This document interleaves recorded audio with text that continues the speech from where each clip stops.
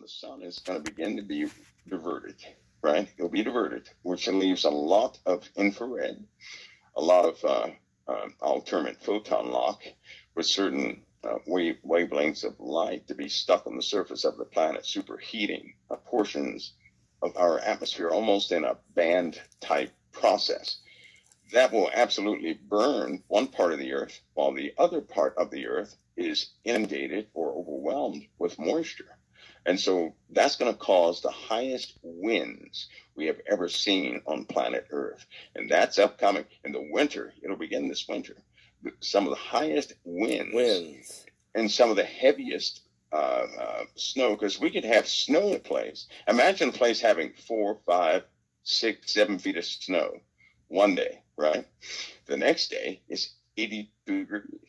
And everything floods out. And then it happens a day later. It snows again. That sounds like Dallas, Texas. Melts. I mean, it sounds like that could happen for sure.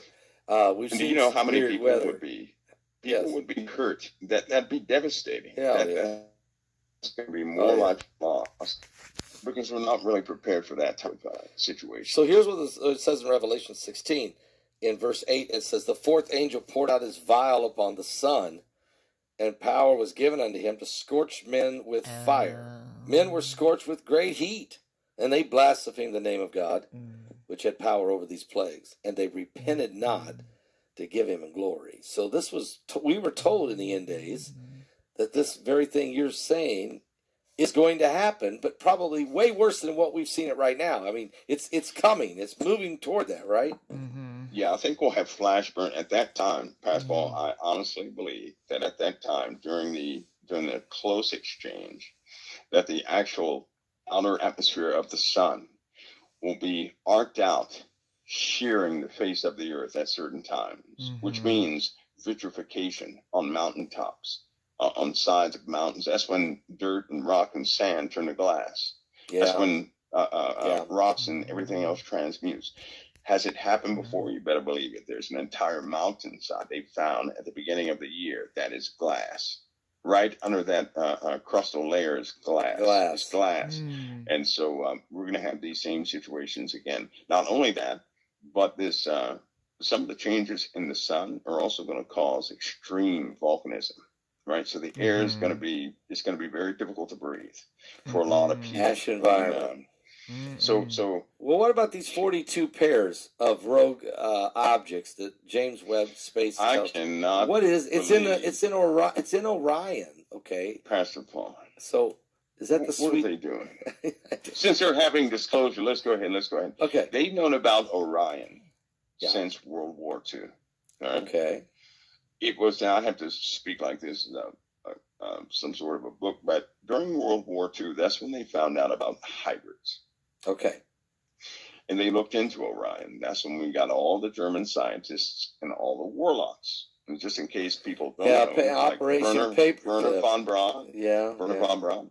This guy was no worshiper of the living God. No. This guy worshipped the black sun.